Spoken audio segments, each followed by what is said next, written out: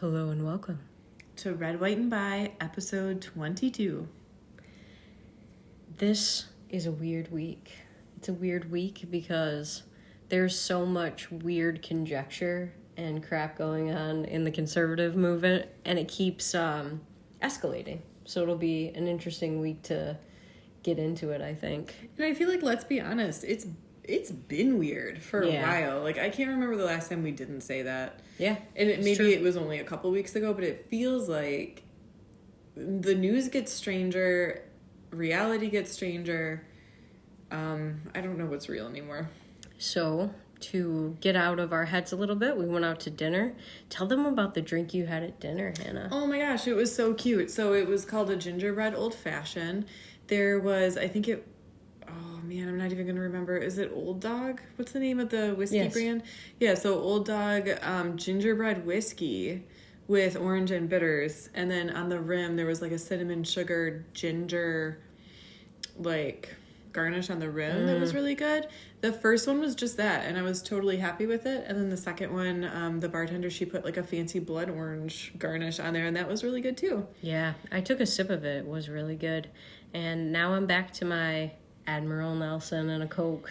And I'm back to a little bit of blackberry bourbon with Sprite and a splash of lemon. It's a nice way to ease out of the rest of the night. Yeah, it's good stuff.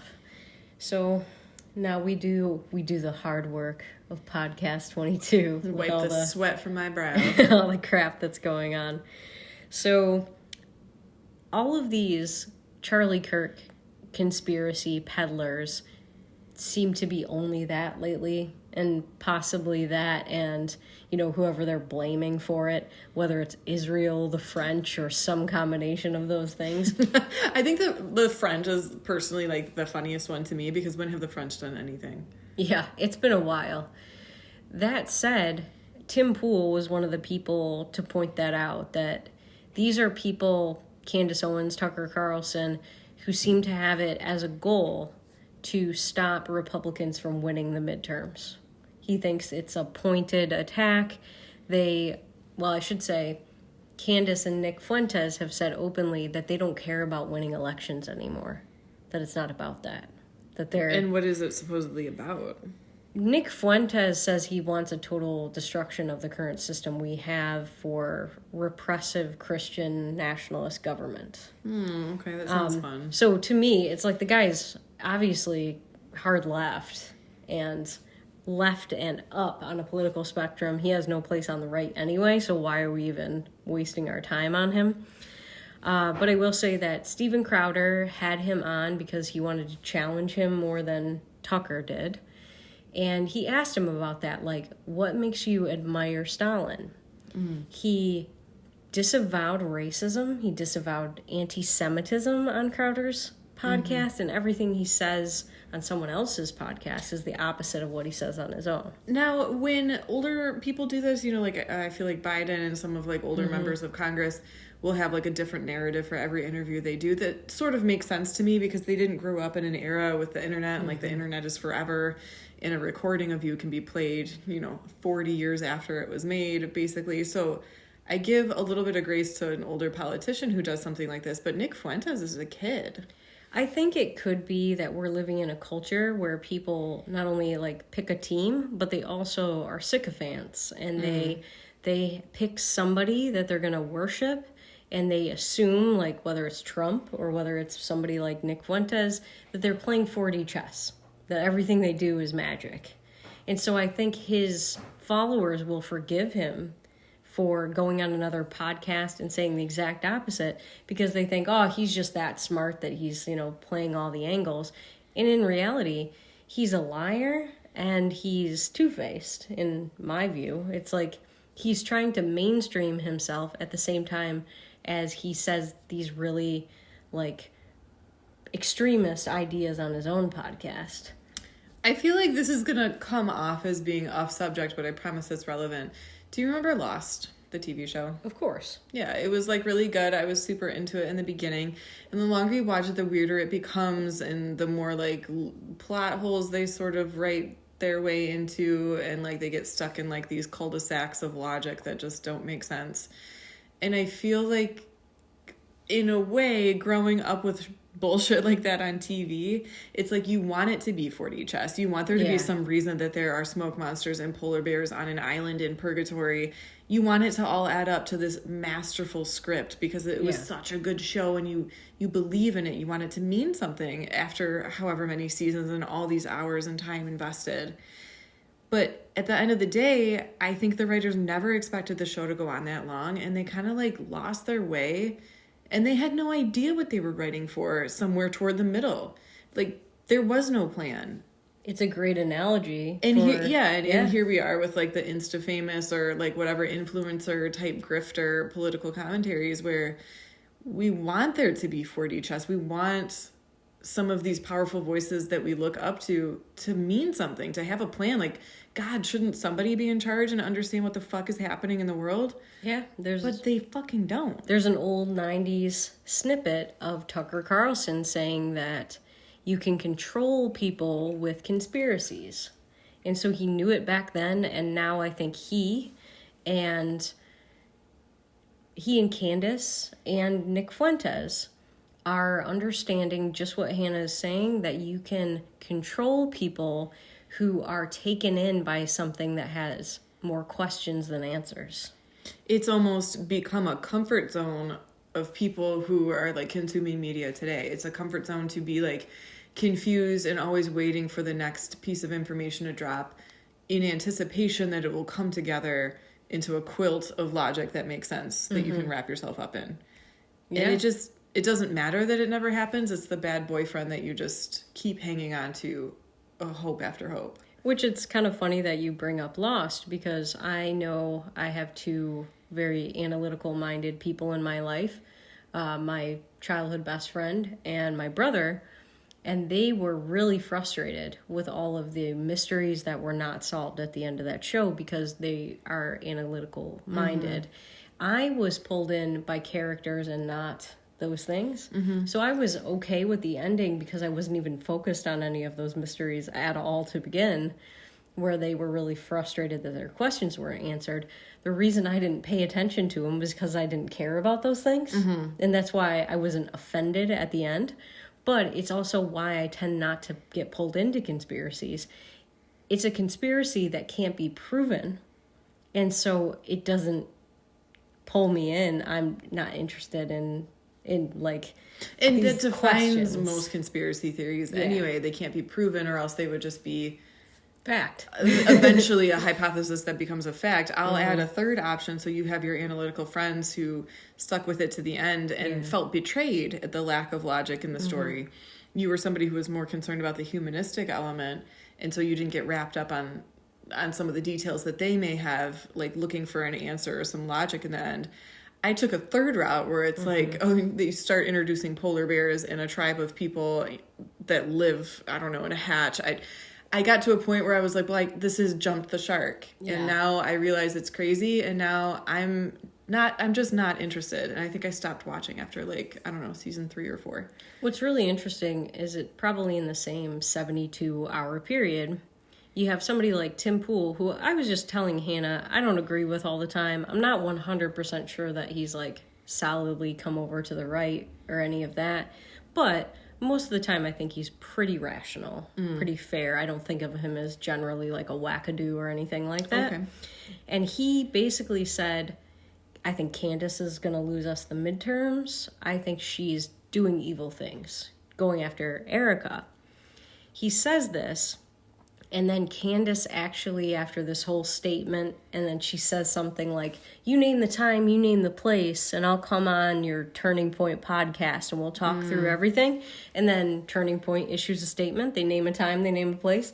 Suddenly Candace can't do it, you know? Suddenly Candace is a mommy who homeschools her kids without the help of a private tutor. Yeah, and she's doing her own live stream, and she won't come in person, and it's all excuses, and it's always something with her. The thing to me that makes the least sense, I guess, after the fact that she's using her kids' homeschooling education as a scheduling conflict excuse, that in itself is laughable to me. Like, there's no way Candace is teaching her own children, and if that's the case, they can't read. But like she's trying to say, I think you told me at one point she tried to say like she has her own live stream that she's trying to work around that time. And it's like, you don't think that the explosive concept of going on your accuser's show and explaining to them, you said you were going to name names and like have all these specifics. You have purported to be privy to explosive information and to have proof of your wild claims, and you're being invited on a live stream to present them. That wouldn't be worth your time.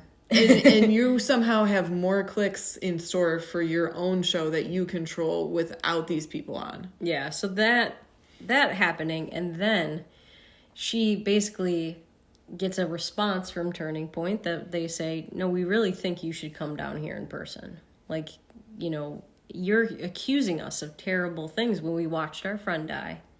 And the least you can do is show up.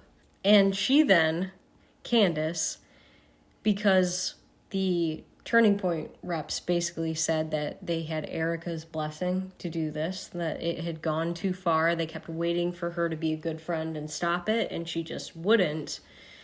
She names Erika, puts it on her.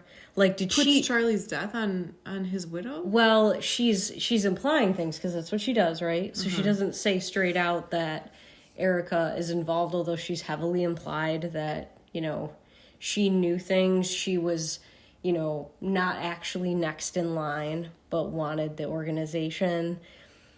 So she says, so Erika set this up, like trying to be like, I'm the one who cares about him, and Erika is setting me up. And in that same span of time, she releases more text messages between her and Charlie, Candace and Charlie, where she says this was when Charlie was getting ready for a date with a girl he really loved. Oh, and it's not. And it's not Erika. And so she's being really nasty, and a lot of people are saying... It's so cruel. I don't understand...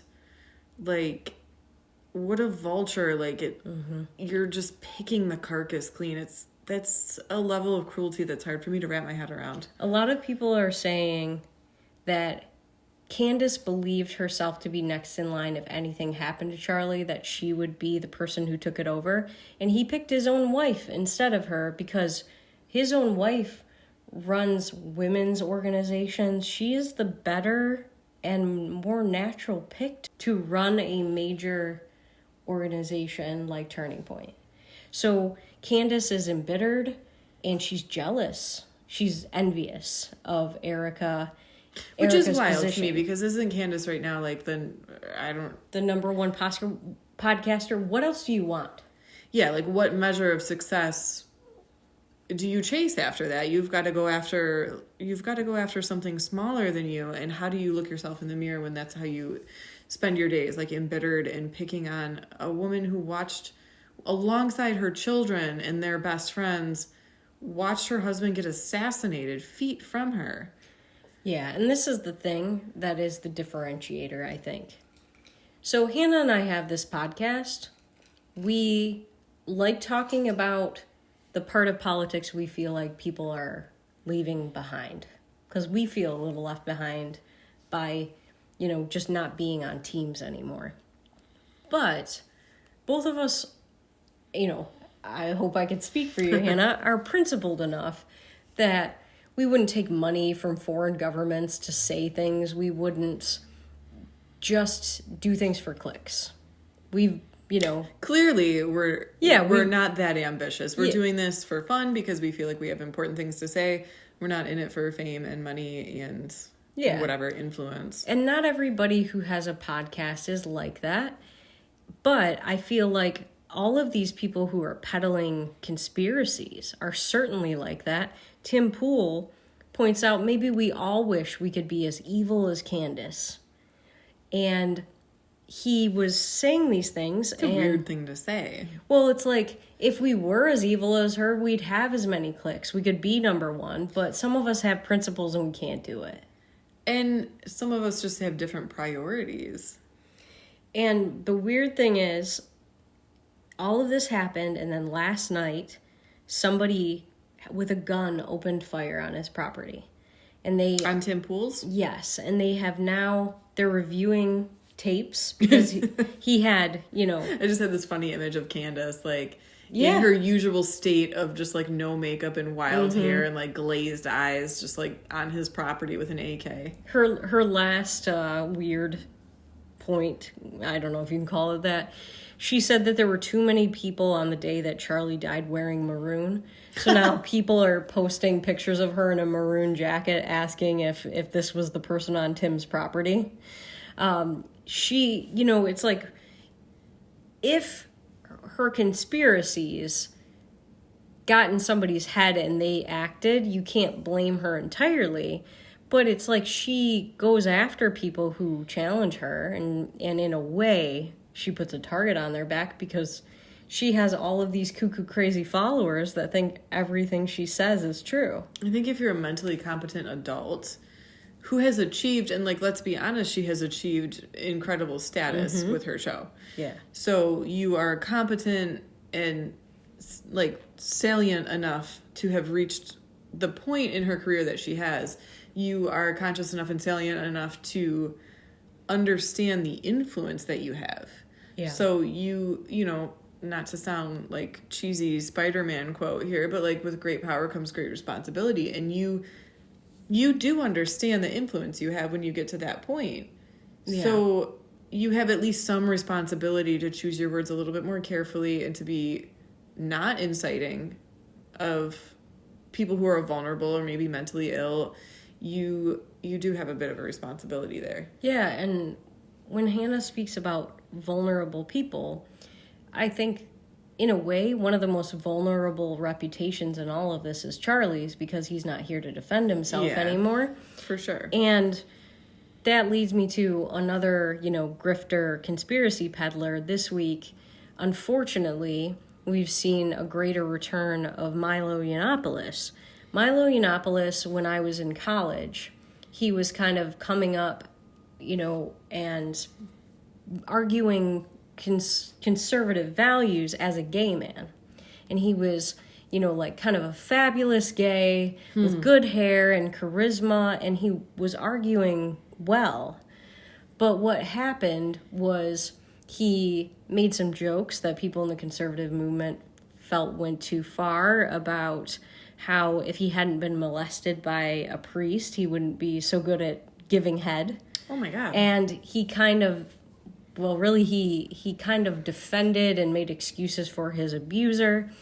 And although it took him a while and he apologized, he kind of fell from conservative grace. And then he... I'm just going to interject here and say, like, if that's what he went through as a kid, I feel like it's his right to make jokes about. But to your point, like, let's be clear, it wasn't just that he joked about his experience. It's that he took it to a whole nother place of uncomfortability where he started to defend that kind of behavior and promote, like, grooming. Yeah. And that's something that, as a gay or bi person in the conservative movement, I think people have tried to really help conservatives get away from. That not all gay people are groomers or pedophiles. I think hard stop, like, take away the political lines whatsoever. I think gays and bisexuals have worked really hard to shake that reputation of pedophilia and grooming and inappropriate behavior. Like, you don't have to be deviant or harmful to be like we are. Yeah. Like, in fact, that's a wild exception to the rule. Like, we're just regular people. Yeah, and I had lunch with a friend right after it happened who at the time was a bisexual polyamorous female in the conservative movement, and she said basically she thought it was no big deal. And I said, it doesn't just hurt his place in the conservative movement. It should hurt his place in the conservative movement because it hurts gay people. It hurts bi people. And I'm going to put myself out on a limb here and make a generalization that maybe I shouldn't. I don't know. As somebody who's been in a similar label category as this person you went to lunch with, I think that's an easy thing for a straight passing person who has the privilege of people not glancing at them and knowing that they're polyamorous or bisexual or whatever the hell. Like, that's you don't understand, and I'm saying this as a person who's worn those labels as well. Like, you don't understand what it's like to not be able to hide. Like, you walk into a room and people immediately know your preferences and your choices and who you are. I don't think it's fair for someone like her or myself to talk about the importance of shaking that stereotype that's been around for a long, long time. Yeah, it reminded me of when Kevin Spacey had been accused of making a pass at a minor child and then just came out as gay. I have great respect for Guy Benson, and he was livid about that. Because it's like, you don't get to say you're gay and get a pass for pedophilia and have people call you brave when we don't even want to be associated with you and that behavior. Yeah, I think, and again, I'm speaking from an outsider's point of view here. I think that's been a long, hard road for people who don't have the luxury of hiding. They've been associated with like straight up criminal, disgusting behavior for a long, long time. And it's been a reason behind, you know, like lynchings and violence and bigoted legislation, all kinds of things, you name it. It has been a long, hard fought road, divesting yourself from that reputation. So all that said, you know, now that we have kind of a context of how Milo came up and then what made him fall in the conservative movement, this guy tried everything to stay relevant. He made a big deal about how he couldn't be racist because he was attracted to black men and those were his partners. And that's the only criteria. And clearly. At the same time, he wouldn't debate Ben Shapiro, although he kept trolling him online. And then when Ben's children were born, he posted pictures of black babies and said that those were his kids and all kinds of weird, like, strange behavior surrounding race. He then married a black man, and when they split up, he said he'd found Jesus. He'd always been a Catholic, but he found Jesus, like, for realsies and was no longer gay. And he's the most flaming man in the world, and it's like, you're just a parody of yourself at this point. Yeah. And I swear the man has gradually gone cross-eyed, probably from smelling his own bullshit all day.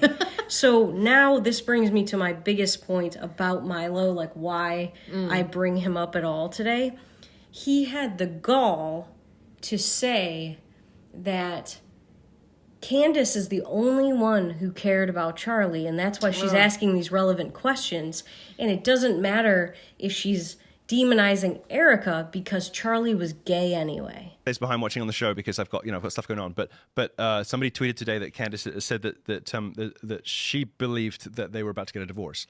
I think he was gay, and I think he was gay. And come on, you know that you do know that I've criticized. What? Like I'm sorry, Tim, but like, why would you even go there? Like to say something like that? Oh, I'll tell you why. No. The man's dead. You're calling now. You think he's gay? That's when people can talk. That's when people can tell the truth. And it's like, you're gonna call Charlie Kirk gay when you won't even acknowledge to yourself that you're probably still sleeping with men. And as a bisexual female, let me bring up the point that Charlie is married to a woman, has presumably had sex with her enough times to have as many kids as they have together. You don't get to buy a race.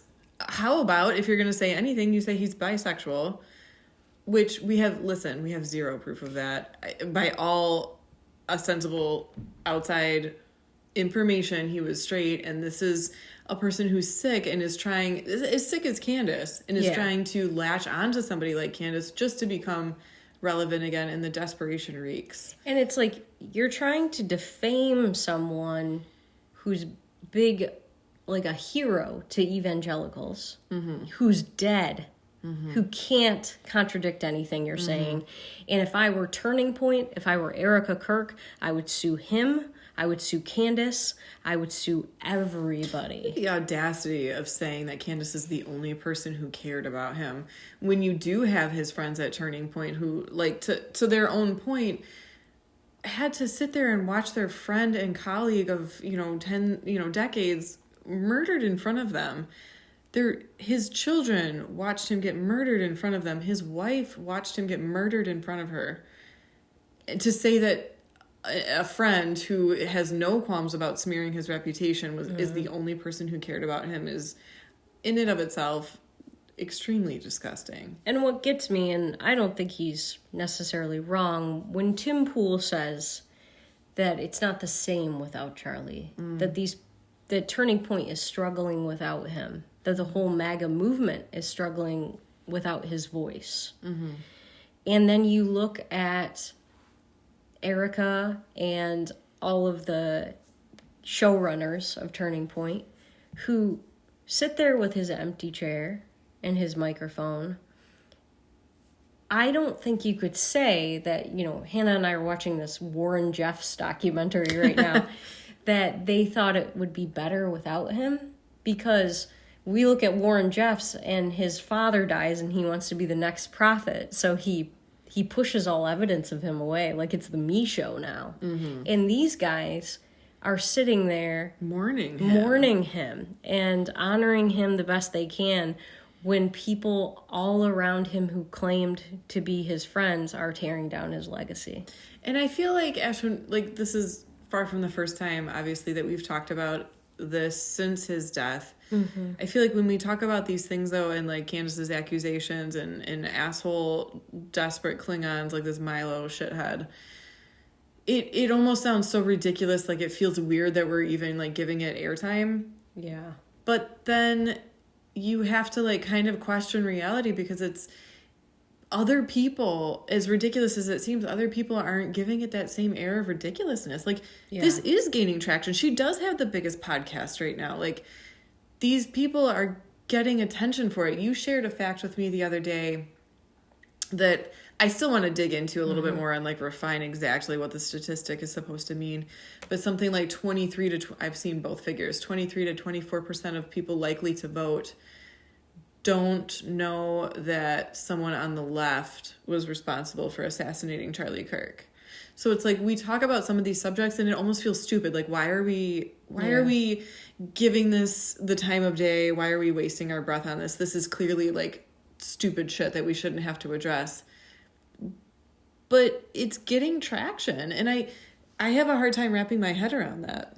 Yeah, it really feels like we're living within Orwell's 1984, where truth is becoming a revolutionary act because so many people are promoting absolute lies, and so few people seem to care about the truth more than they care about getting attention. Yeah, even the way that reporting and journalism and political commentary has changed just in our lifetime, and whatever, I'm sure we fit the definition for middle age, but it's not we're old, right? Yeah. But I think about Geraldo Rivera did that expose on inpatient mental health care facilities. Was that the 90s? We were kids when that happened. There used to at least feel or be an appearance of caring about the truth. Yeah. And I don't find that feeling anymore. Even amongst people who are presenting their information as if it's the truth, I don't even feel like they care about presenting it that way as much as they care about presenting it in an exciting way. And certainly the consumer cares more about something exciting or interesting or scandalous than they care about the truth. Yeah. Do you see that shift? I see the shift. And even people I used to respect, I used to respect Megyn Kelly, but I have tweeted her multiple times this week on posts that she has made regarding she tweeted Tim Pool saying that she hopes he's okay and everything. And I asked her, now that you see Turning Point has directly addressed claims of, their being involved in Charlie's death, will you apologize to Ben Shapiro for brushing that suggestion aside? Will you call out Candace? Will you correct things that you said that were false? So to be clear, Ben Shapiro said that people were accusing Turning Point of being involved, and she laughed it off. She said, I don't know anything about that. And then she's she kind of came to her defense. She doesn't have time to research these things. She's a mother of young children. again, laughable that anyone assumes that she's doing the child rearing. I don't know. And I have great respect for Kira Davis. She has pointed out Candace's BS and lack of research since Candace became anything. Mm-hmm. And she just did a little blurb on the fact that there was a women's group shortly after the birth of Candace's first child, and they had asked, they made her their Woman of the Year. And they asked her to come talk to this young women's conservative group, and she took $30,000 from them. And then at the end of the day, she said, I just really didn't weigh how exhausting it is to be a mother, so I can't make it. And from what we know, she did give that money back. And it's like... I mean, that's legal grounds for getting your money back, right? I mean, you took money for a contract that you didn't fulfill. Yeah, and I mean... To Kira's point, this is who Candace is. She cares about money. She cares about clicks. She doesn't care about people. She doesn't care about hurting them. And listen, I don't have kids, and I am acutely aware of how exhausting it is to be a mother, and that's why I'm not one. Yeah, and if you were in that situation, though, I guarantee Hannah would give that money back. Well, yeah, I mean, it's the only right thing to do, and it seems, again, like they should have had some legal grounds for recouping their fee, considering it was a fee for services that were never rendered. But I don't know anything about that situation. I think it's possible she's nuts, or it's possible she's a terrible person, or it's possible there's a combination of the two. But I also think she understands optics, and maybe this women's group didn't want to sue Candace Owens, who's very popular in the conservative movement. I don't know how that went down or what happened after.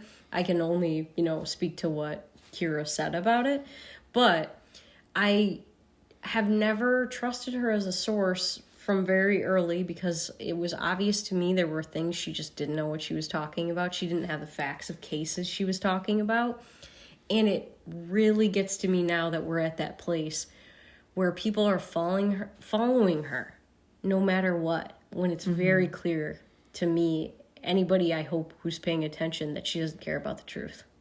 Side note, Sure. I want to be a girl's girl, and I try my best to give women the benefit of the doubt, and I want to support other women.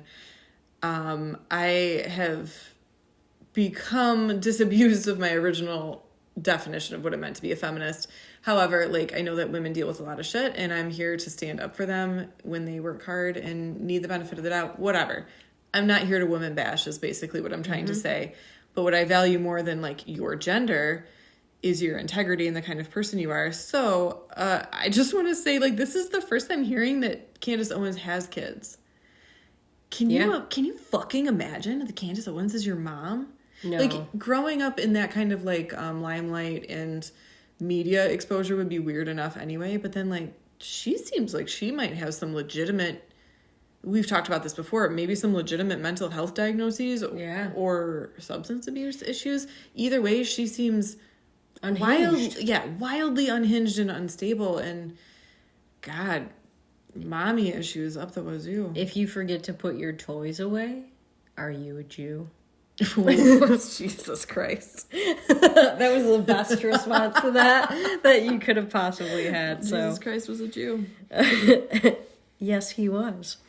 Speaking of Jews, we have not seen the Epstein files, by the way. Oh, rough transition. Bravo. No, we haven't seen those Epstein files. We've talked about this before. They have 30 days to comply after the House, the Senate, and the President signed on the demand of the release of the files. FBI has 30 days to comply. That due date is December 19th. Merry Christmas to us all. So at the time of recording, that is 13 days from right now, as we sit here in our living room. It's going to be 12 days from the time that this hits Spotify and YouTube and what have you. 12 days. 12 days of Christmas, Ash. Well, and here's what's really amazing about this. I am sitting at home because I was working, and I see breaking news on my screen, and I go to see what it is, and it's a press conference featuring Pam Bondi, DOJ head, and Kash Patel, head of the FBI. Okay, so this is a big deal. Our attention is peaked. I'm like, hey, man, maybe it's finally going to happen. Mm-hmm. And what do they say? We have caught the January 6th pipe bomber. It only took us 5 years. And I'm like, did you guys sit on this for 5 years so you wouldn't have to release the Epstein files? And there's when I have my tinfoil hat on. Yeah, they absolutely have like a red metal box that contains only break glass in case of extreme emergency distraction. Yeah. And here's the part that gets me is there's two things really.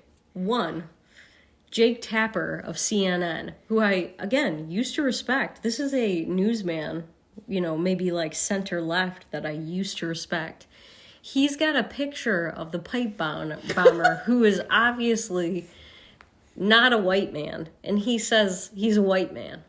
Just says it. Oh. I'll play the clip. Ian Cole Jr., what? a 30-year-old white man from the D.C. suburbs, is charged with transporting an explosive device in interstate commerce and with malicious destruction by means of explosions. The video of that. And we'll put it on YouTube. To Ash's point, this is not like a murky... Some people might call this a white person. Some people might call him like Latino or olive or whatever. This is not a white person. He's a geeky black dude. He looks like Alan Strange. He looks like Jawan from Survivor, if you still watch that show. There's no mistaking it. He looks like Will Smith in Made in America. Great movie if you haven't seen it. That's just making me choke over here. No, there's no question. I'm very curious if this is like a teleprompter issue, and if it is, did somebody write this story hoping that it would fit the narrative of this being a white guy? Like, I don't understand the breakdown of information here, but it's hilarious. If I was the switcher, I would switch to an image of Colonel Sanders just to make it true for a second. Like, it was bad. Make it make sense. Make it make sense. And it's like, I tweeted him. Like, nobody's going to pay attention to me, but I tweeted him like, Jake, was this on purpose? Did you have a strong? What happened? Like, it was impossible. Strong sauce. So, okay, back to the issue at hand. So, if we are to, like, okay, fine, let's play this game. Let's take the FBI at their word. You spent 5 years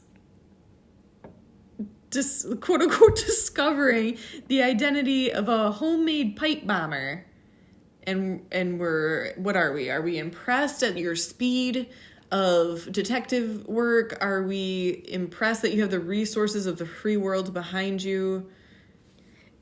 And I don't know what reaction you suppose that this will elicit from us. And now Tom Massey, once my favorite congressman, continually diminishing in my just tumbling down respect. The pedestal. He actually posted a poll implying that this is not the pipe bomber, perpetuating more conspiracies, because he is implying it's impossible for him to have gotten in the same 24 hours everything needed at Walmart and then using it. So, are you suggesting that the FBI is violating everyday citizens' constitutional rights and pinning crimes on innocent people to further their own reputation? Our FBI, with the pristine reputation of always being on the up and up? I gotta say that when I saw the actual video of the pipe bomber, I thought that this person moved and looked like a white woman. And I feel now like Michael Scott, like you see saggy pants, you see whatever. No, you think that's a black man? That's racist. That was a white woman. So I just have so many ideas about what it means to move like a white woman, like no rhythm. You know, you know, Hannah. Oh, this might be the most laughs on air. It's exactly the way. We just watched The Birdcage. We've told everybody on the last episode to watch it. We took our own advice. It's just the way Nathan Lane moves in his floppy hat when he says, "Howdy, ma'am," doing his John Wayne impression. That's the way an old white woman moves, and that's the way the pipe bomber moved. Who did it first, John Wayne or old white women? I'm going to say old white women. Who can say? Who can say? But we weren't there, and so that's why we're not gonna theorize. By and large, like, I'm speaking off the cuff here. I don't have any fucking statistics to back this up. I'm 3 drinks in for the evening. Just go with it. By and large, domestic American terrorists are single white men who, like, live in their parents' basement or whatever. Well, yeah. Is this the first time there has been a black pipe bomber? I don't know of any black domestic terrorists. And it could just be that I'm undereducated or underinformed. That's very possible. However, I haven't heard of one. Have you? I haven't necessarily. I don't think I could point to... I don't think I could point to that. And I'll add a second point to this. Again, woefully underinformed. Didn't follow the news a whole lot at the time of the January 6th, whatever the fuck you want to call it. Gayest day ever. Yeah, it was really just an ineffectual bumbling about people without a plan. But that being said, I was not aware that there was a pipe bomber until this story came out. So if you wanted this to be a big, flashy reveal that would satiate the American people, I just feel sort of confused and upset at the distraction because I know a whole hell of a lot about Epstein. I was not aware that there was a pipe bomber. And as far as I know, like, what was the result of the pipe bombing? I don't even know because I never heard about it either. Certainly no one was hurt because we know that the only people who died during January 6th were... Ashley... Yeah, so there was a person who was shot and there was somebody who had cardiac arrest as a result of the stress of the day's events. It was one of the guards, right? Supposedly. Anyway, the death toll was like 2, I'm pretty sure. I never heard of a fucking pipe bomber. No. And I think they exaggerated something about somebody being beaten with a fire extinguisher who did not die. And basically they said he did. And then what I think is the funniest part, it's like, I wouldn't be surprised if the FBI was the pipe bomber because there were supposedly... now confirmed, like, fucking feds all over that event. They were trying to get this thing riled up. Listen, I'm not going to name names. I know personally people who were there. And if you are trying to convince me that there was an organized plan and an effectual agenda that day, I'll laugh you out of the room. Like, nobody knew what they were doing. They didn't even know why they were angry. They were just, like, upset and milling around with signs that were barely legible. It wasn't well organized. Nothing came of it. It was confusing and, like, unsettling, but, like, not in a way that implied any sort of fucking central agenda. Yeah. I do think that there were January 6th protesters that are just like Hannah said. They don't really know. They're just there because Trump told them to come out, and they think he's the real winner, and they're mad. And that's what protesters are like. It's fine. That's your American right. But... the little old woman who walked in waving a little American flag, and even the guy who was a shaman or... Oh, I'm so mad that he... Why is he allowed to use the word shaman and anyone else would be, like, crucified for it? Well, even him, like, I've seen footage of him. He was giving fist bumps to the police who let him in and arrested and now is running for Congress or won or whatever. And... I don't feel like... I think those people are a bunch of idiots because if you're going to overthrow the government or if you're going to protest, it shouldn't be for Trump because he's a loser. To Hannah's point, the whole entire thing from the protester side was disorganized and ineffective. And to, again, act a little conspiratorial, it looks like the only people who might have had... a full plan that day were Nancy Pelosi, the Capitol Police, and the feds.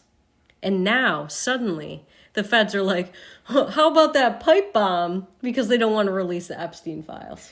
Yeah, so I guess I'm just all about the analogies tonight. Ash, what's your... Okay, so is it a Christmas ham for dinner for your family? We're not ham people, but... sure. Okay, well, whatever you, listener, identify with. Maybe you get a nice Dearborn ham. You know, there was a time when Dearborn, Michigan was just Dearborn and didn't come with all the implications, and they were kind of famous for ham, which, if you want a laugh, is kind of ironic today, if you think about that for a minute. But let's say you're sitting down for your Christmas Dearborn ham, and you smell it, and it's been cooking all day, and you can't wait, and it it's delicious and you're ready for Christmas dinner and your mom goes to the oven and you're sitting there and your mouth starts watering a little bit and she's pulling something out of the oven and she comes around to the table and she sets down cold McDonald's French fries. This is what it feels like. It's Christmas time. We want the goddamn Epstein files. Yeah. That's what we came for. That's all anyone cares about and wants to hear from Pam Bondi or Kash Patel.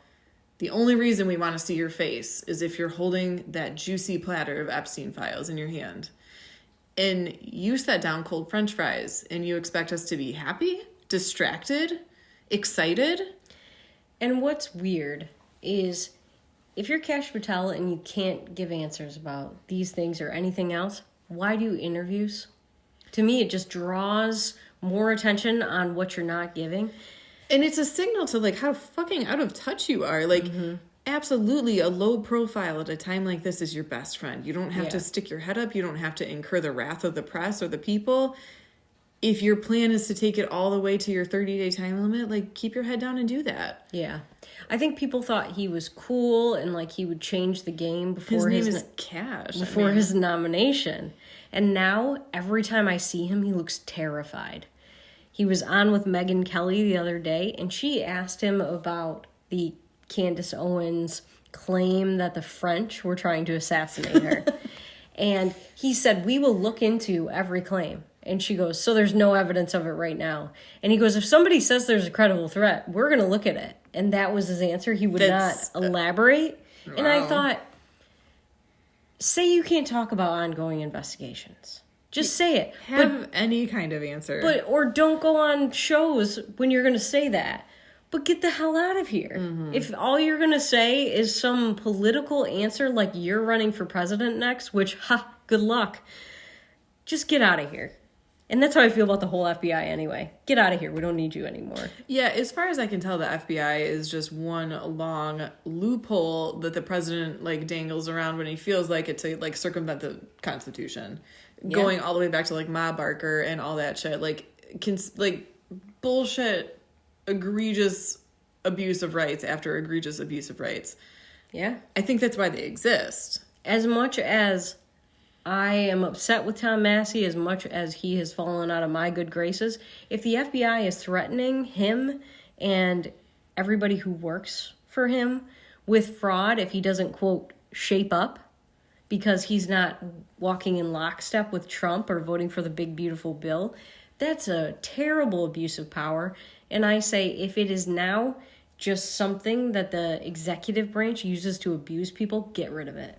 Yeah, I would take now out of your last statement because I think that's always been the purpose of the FBI. I think it's just like, it's brown coats. Let's call it what it is. Anyway. Speaking of abuses of power, it's a nice transition to a meme of Franklin, the little turtle. The beloved children's turtle. Like blowing up narco-terrorists and them, being in the water and him still shooting them, and Pete Hegseth just retweeting it. Did he retweet it or did he create it? He retweeted it. Yeah, so it's the beloved children's character Franklin the turtle, like hanging out of a chopper, like Da Nang style, Vietnam style, with a bazooka on his shoulder. And I think the caption is something like "kill them all," right? Yeah, so to me, it's like, you are doing something that is probably illegal that you won't be able to justify, and now you're leaning into it so hard like it's the coolest thing ever. The Guardian said he's reckless under pressure, and to me, I thought, this is a gross thing to do. The Babylon Bee basically quoted episode 1 of Star Wars where Anakin is saying, like, they were animals and I slaughtered them like animals, not just the women, but the children too.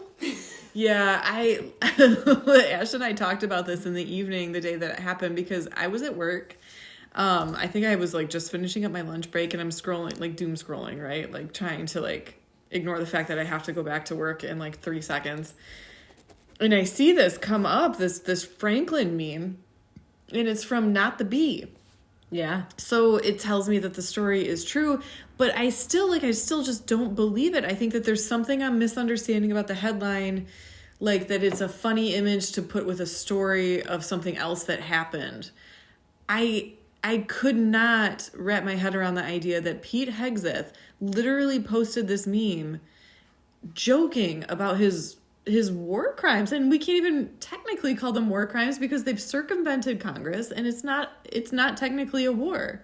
Well, and there's so many layers to the bullshit here. Yeah, and what's interesting to me is that I have seen so many people on the right who are pushing for this big tent, and they want to put people in it like Milo Yiannopoulos, Candace, Tucker, Nick Fuentes, who have no principles. They just want to win. They think they're going to win if they let these people in, but I think Tim Pool is right. They're going to lose the midterms because if people think that that's what the right is, it's gross and they don't want it. But all that said, what is interesting about it is it's people who say you can't have a litmus test for liberty who would fail it. They're the ones who are saying, like, you can't be like that. We have to win, and that's what's most important.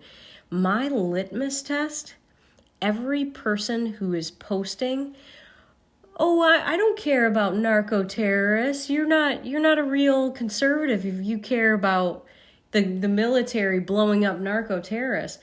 You don't care about freedom if you're not interested in whether or not there's any evidence that that's what they are, whether or not there's people going to trial. A person who cares about liberty now thinks it's okay for drug crimes to be punishable by death? Yeah, like, back it up even further than that. You claim to care about liberty, but you don't care that the government has unchecked power in a situation that they have the unbalanced and unconfirmed narrative on.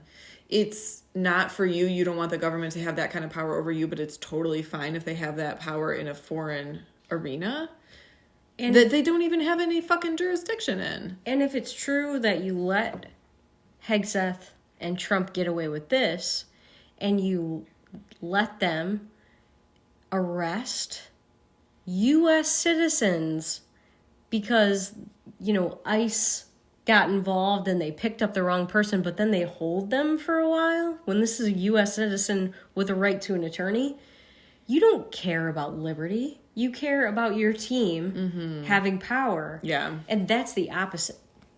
And if I can bring up, Ash and I had a conversation when I came home that day after I saw it on social media, and I didn't believe it. And then I came home and she brought it up, and I was like, yeah, but he didn't really post that, did he? And then had this realization that, like, yeah, this is a thing that fucking happened.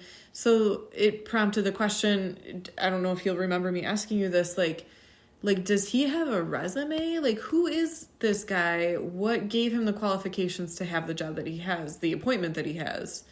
Yeah, and if you ask me, he was somebody who went to an Ivy League school. His military credentials are not that impressive. He wasn't a colonel or a general. He's like a sergeant or something like that. And he was just on Fox News, and Trump picked multiple people from Fox News in both administrations because he likes people who blow smoke up his ass. So this feels like a microcosm of everything that is happening in, like, I don't even know if it's Western civilization, but like American civilization today. I feel like this is an example of a problematic trend where, like, let's be honest, appointments in a cabinet have always been politically motivated. Like, I scratch your back, you scratch mine. You're trying to curry favor and be strategic with who you pick. But I don't know that I've seen, at least in my living memory, I don't know that I've seen such a clear example of, like, you're just going for optics and you're not considering substance whatsoever. It's like, yeah, go ahead and, like, curry favor and get, like, a popular person on your side, make it look good. But that person still has to do the job. And to me, this Franklin meme, as funny and, like, weird as it is such a scary example that you picked a totally inept person to do a very, very important job. And like, what does that say to the world right now? That like someone's asleep at the wheel. Like one of the highest appointments in the military right now, if not the highest, is a fucking unqualified bullshit asshole. This is a guy who has infidel in Arabic tattooed on his chest. Because he's such an edgelord? And it's like, you're a troll. You're a troll, and you let power go to your head because you probably weren't that badass in the military, and you just want people to think you are. And that kind of thing makes me insane, because people who take leadership roles should be reluctant, but they should be overwhelmed by the call to serve people, and I think serve liberty. I think I'm going to call out hypocrisy where I see it here. If you're going to say that DEI is inappropriate, that people should be getting their jobs based on merit and achievement and capability instead of bullshit optics and quotas, then that should be your practice in hiring your, or whatever you want to, like, appointing your cabinet offices. But you don't actually care about meritocracy. You don't care about achievement. You don't care about a resume. Hannah knows this. From the moment Trump started appointing people, I said this was the worst cabinet I have seen in my lifetime. You did say that, and I have to admit, I am not as well versed in the political world as you are, obviously. I didn't know who most of these people were, but like as I'm hearing about them, it's like, wait a minute, like who picked this cabinet? Fucking bozo? Well, and here's the thing. I can give credit where credit is due. If Trump really got rid of income tax, which he's been promising for a while and I don't really expect to have happen, I'd be over the moon about that. I could give him credit for it. If he really like found a way for us to lock in mortgage rates when we switch from one home to another, I would be really happy about that. Like there are some things about his ideas that I could embrace and be really happy he did it. Sure. So although he's not my favorite, I wouldn't have picked him. I don't think it's fair to diagnose me with Trump derangement syndrome. That said, I think if historians were accurate, he would go down as one of the worst second-term presidents in modern history because he's abusing power, and so are his administration picks. And whatever kind of political label you want to put on me, I do feel politically homeless. I don't feel like I have a dog in the fight when it comes to left versus right or conservative or Republican or whatever versus Democrat. I say this like as somebody who really feels sort of like afloat and labelless. What was my train of thought here? Give me a second. I wanted to give the guy a chance. Like, you know, he was a business mogul, real estate mogul, reality TV person. I did see the potential for like great leadership because the idea was that he had great leadership in like the realms of business and like the realms of professional achievement that he had. I didn't necessarily think that it would automatically make for a bad president, but clearly the more we see, it's like this guy is even less qualified for his job than Pete Hegseth is for his. Like, you put a realtor reality star in charge of the free world. It sounds fun, it sounds interesting, and yeah, the Simpsons thought it was funny enough to include on an episode.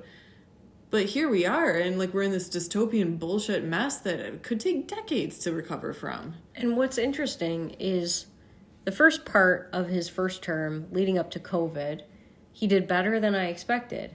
And all of the people who love Trump and hate Republicans say that he listened to too many people and that his cabinet was filled with neocons. And the thing is, the first part of his first term all the way up to COVID was actually pretty great. Yeah. The economy was booming. The stock market was booming. There was some waste cut. And the thing is, Fauci is a great example of how listening to one quote-unquote expert who's not an expert can lead you astray. and do terrible things to your whole administration. Now he's got a bucket full of morons telling him what to do, and he believes what they say. Otherwise, he would understand tariffs. Mm-hmm. Yeah, it shouldn't be a surprise, and I'm not even saying it is a surprise, but it is a little shocking to see the underqualification for such a visual appointment in office. The whole world is watching, and not only did we fumble it, like, we took a shit in it. It's an embarrassment. What I would like to see is if there was an Art Laffer or Thomas Sowell, an Austrian economist that could be president right now who's not a million years old. I don't know if there's a young one, but I would love to see that in a president, because I feel like they would understand the most important part of leadership of the country, which is economics. And I think it's been a while since we've had, like, Ronald Reagan had Art Laffer as someone advising him on trickle-down economics and the Laffer curve, and somebody who knew what they were doing. And now we have the person who ran Bernie Sanders' campaign, who was his economic advisor, is running our supposedly Republican economy. That scares me. That's just a joke. What year is it? We got 2 more years of this shit, right? Too many. We got to wait until January of 2029. Well, yeah, we elect someone in 28. Yeah. Yeah, it's going to be a long presidency. Again.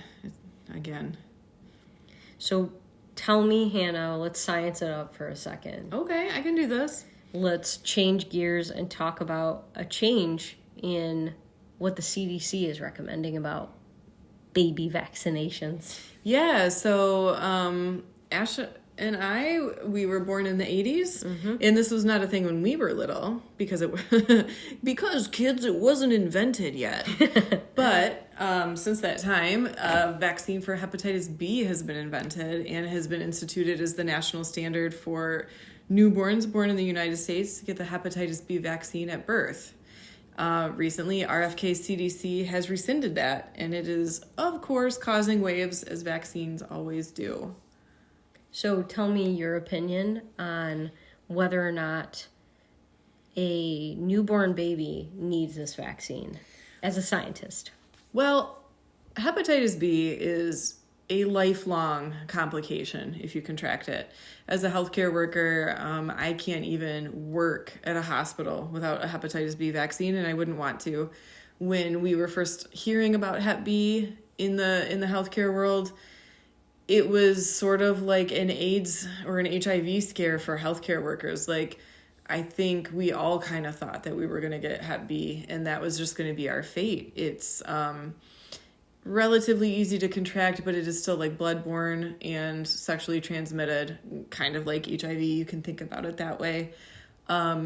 So in terms of newborn risk, though, of course, there's always the risk that a Hep B positive mom could pass the virus onto her baby. However, the very process of birth usually involves a fair amount of blood exchange between the baby and the mom.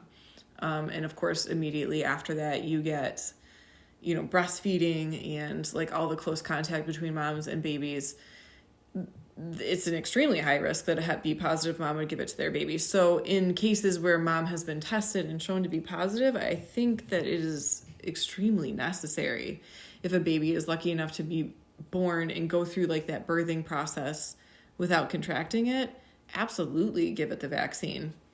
That being said, a child born to a Hep B negative mom, I'm no pediatrician, I'm no epidemiologist or infectious disease doctor. As a layperson, I don't necessarily see why it would be important for a neonate to get this vaccine. I think it could be useful to give it to a child going into the public school system, for instance. I'm pretty sure I had to get Hep B vaccine for high school, actually, now that I'm thinking about it. I did for college. Yeah, so like anytime you're in like a group setting or daycare or like, mixing with a lot of people, not a bad idea. It feels like low risk, high reward to me. But as far as a brand new baby, like getting that shot before they leave the hospital, I'm not sure that it's going to be an urgent thing for every situation. So if we look at that whole context and we take out the word mandate, but we consider that in a case where we know the mom does have Hep B, that it would make logical sense in that case to give it to the baby. If that were the protocol, that would make sense to you. I think so. Or, for instance, if you have prior knowledge that someone in the household has it or whatever, I think there are a lot of instances it could really help. Again, I think it's low risk, high reward. I don't think it hurts babies to get it immediately, but I'm not sure that it necessarily, to your point, it has to be a mandate. Well, and what is, I think, frustrating is that I think some of the things that are coming out of RFK Jr.'s presence in this administration would probably be good things. But he's considered a wackadoo because some of his ideas are wackadoo. And now, when you have things like this in conjunction with maybe Tylenol during pregnancy causes autism, maybe vaccines do. You might have more cases where if given the choice, a parent says, nah, if it's not mandated, let's not do it, where there are cases where the kid could really be protected if they went ahead with that. And I think anytime this conversations of these types come up, it's important to clarify the status quo. We are American citizens. We have some of the best rights provided to us of any citizens in the world. Yeah. And one of our more basic ones is the right to refuse medical treatment. Sure. So at any time in the history of the United States, if a newborn was born in a hospital and mom refuses hepatitis B vaccine, that is her fucking right. Yeah. And the baby goes home without it. So that choice has always been there. And it's a matter, though, of whether or not the CDC recommends something in every case versus if a doctor said to a mother, you have hepatitis and this would really benefit your baby, she would, under good treatment, still likely have the choice to have her baby get that shot versus this is the recommended thing no matter what, and we suggest you go with it. Yeah, so, I think it's important to accept the fact that that has always been a choice and will always be a choice unless we're in some kind of dystopian future. The same is true of any vaccine you can think of in the history of our nation, including the COVID vaccine. There are choices and consequences that are going to shape your decision. For instance, if you and I had decided, our parents had decided not to give us the hepatitis B vaccine, it would have limited our education choices, but that's still our right. Yeah. What I find interesting is the cherry picking of facts that people have decided to make part of a vaccine discussion for a long time now, since that stupid fucking autism journal came out. And certainly it was heightened by the whole COVID conversation and atmosphere, of 2020 in America. So I was kind of skimming an article, a PBS interview about this, and somebody who was very opposed to the repealing of the hepatitis B for newborns. So this was an expert who felt very strongly that newborns should get it, was saying things like, it's so easy for a child to be exposed to it through casual contact and really simple interactions like sharing towels or toenail clippers, household, living in the same house as someone with Hep B could pass it on to this child, so they need to be protected. In the same paragraph is saying that it can't be contracted from sex workers or communal living or a prison type setting, communal living type setting. Even experts, I feel are falling into logical fallacies when it comes to vaccines on both sides. I'm seeing it from both sides. You pick what story you want to go with and you run with it. And I would just be happy if somebody was intellectually consistent for once. Yeah, I can tell you that I have always thought it was a stigma to spread disease. And it's okay to acknowledge that maybe people who have diseases can help to spread them. And it shouldn't be controversial to say, if you are a sex worker who has Hep B, you might give it to other people. Yeah, I don't think it's prejudice to say if you are a sex worker, you are at a much higher risk of spreading disease than someone who isn't a sex worker, who is a telemarketer, for instance. That's a different kind of disease. Certainly. I have been there. No matter your level of expertise when it comes to like infectious disease and the transmission of viruses, no matter on your opinions on vaccines, I think it's important to acknowledge the gray areas that the oversimplification is trying to erase. Every parent in America has choices available to them as part of their right as an American citizen. Parents do get a say-so over their child's health care. Maybe you're pro-vaccine, but you want it at a later date. That's also your right. And still within the realm of possibility of keeping your child healthy. There's all kinds of things that people aren't talking about when they oversimplify and when they cherry pick their facts. Yeah, and I think Hannah actually points out a bigger overarching theme.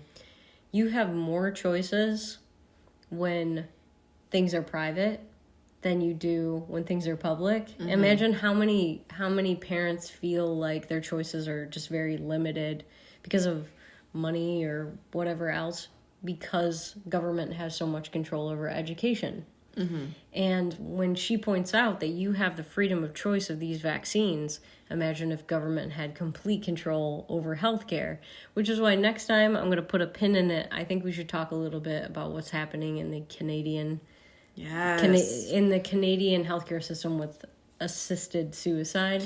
Yeah, that was something we had talked about putting on this episode. I think we're running out of time, but I do want to come back to that. Yeah, so I want to mention that for next time. And then as far as a poll goes, I think it might be fair to ask you guys, do you think what this administration and Pete Hegseth are doing with narco-terrorists is logical and legal, or illogical and illegal? Some combination of that. Like, do you think it's a good idea or a bad idea? We would love to hear from you. And remember, you can email us at redwhitetheWordandby@gmail.com to give us more of your opinion, and we will read your opinions on air. And as always, if you have a dissenting opinion, we want to hear that too. This is about a collection of thought and not about teams. So there is not a correct answer and there's not an incorrect answer. Let's have a discussion. And you can also comment on YouTube, you can comment on Spotify, and you can also listen on Apple Podcasts. Guys, thanks for listening. We did notice an uptick in downloads since we hit our 20th episode, so we feel like the algorithm is working in our favor. Just want to say thank you to anyone who's new out there and giving us a chance. We're having fun. We don't claim to be experts, but we love shooting the shit with you guys, and this has been just a really cool experience for us, and we're grateful you're here and listening. Thank you for listening, and we'll catch you next time when we're going to talk about the Canadian government's bloodlust. Dun, dun, dun. See you next time. See you guys. Bye.